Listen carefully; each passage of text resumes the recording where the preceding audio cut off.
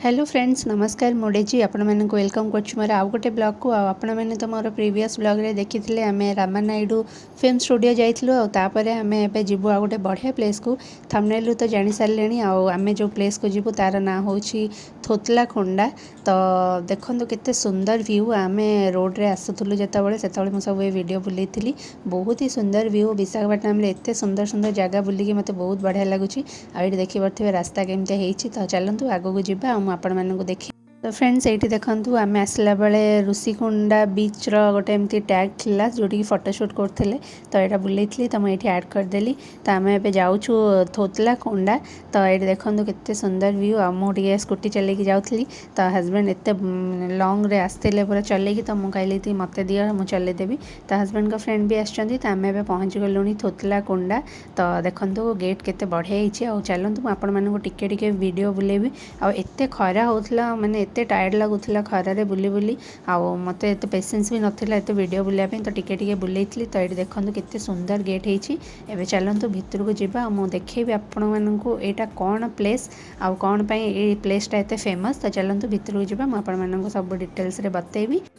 तो फ्रेंड्स ये देखो केते सुंदर पूरा पीसफुल प्लेस है।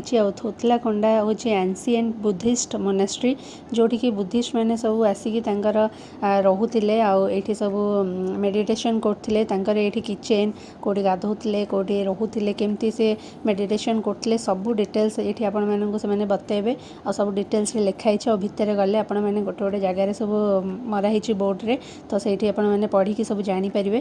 तो बहुत ही बढ़िया इंटरेस्टिंग प्लेस आ ये सब जिनस जाना भी दरकार। तो आम सब जाइलु ये देखते से मैंने बुद्धिस्ट मैंने ये मेडिटेशन करते आ बहुत सुंदर लगे बट बहुत खरा होता जेहेतु तो टे मैंने मो वीडियो बेसी बुलेनी। तो आपण मैंने जदि विशाखापट्टनम जाऊँगी निश्चित भाव में प्लेस को थोड़े विजिट करूँ।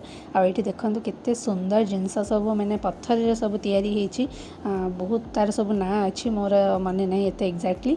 तो स्तूप एमती सब थिला मैंने सब डिटेल्स लिखाई। तो मुझे टे फोटोशूट करदेली बहुत लोग आसते ये देखापी।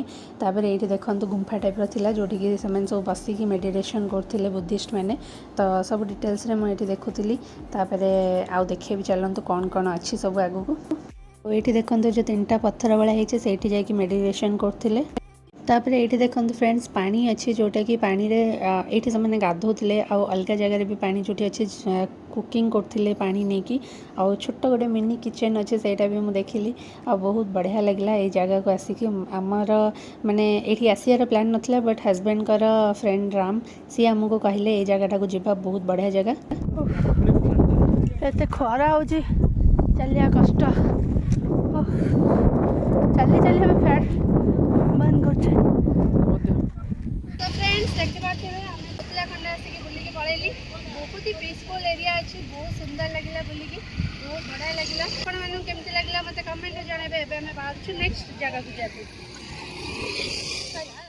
तो फ्रेंड्स आम थोतलाकोंडा बुलिकी पलि आसलु और बहुत बढ़िया प्लेस लगे। एबे आम जाऊँ बीच व्यू पार्क जोटी कि बीच रो व्यू बहुत सुंदर देखा जाए। तो चलतु आगू को आपण मानक देखेबी केमती देखा जाउछि व्यू आ बहुत बढ़िया लगे से जाकि वीडियो बुलेबी कारण खरा एत होता तो मुझे वीडियो बेसी बुलेबी तो टे आपण मानक सहित शेयर करी। तो चलतु आगू को जी देखा केमती व्यू अच्छी देखिए यहाँ हूँ बीच व्यू पॉइंट बहुत सुंदर लगुच और बसले भी बढ़िया लगुच बिकज खरा ना गच अच्छे बहुत सुंदर लगुच व्यू पॉइंट देखिए पाखर आप देखेबी।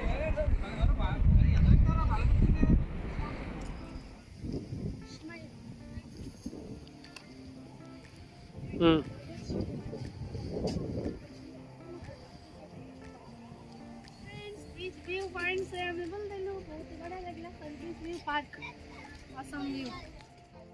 तो फ्रेंड्स फाइनली आमर आज बुला सरला नेक्स्ट आसबू आम कैलाशगिरी जोटा कि गोटे बहुत बढ़िया फेमस प्लेस।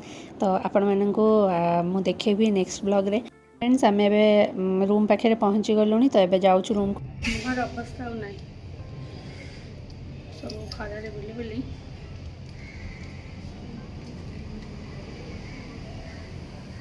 एवं जाऊँ रूम रे टिके फ्रेश हो जी। तापर आम जीव लंच रे फ्रेंड मैंने आसबे तापर देखेबी आप ना।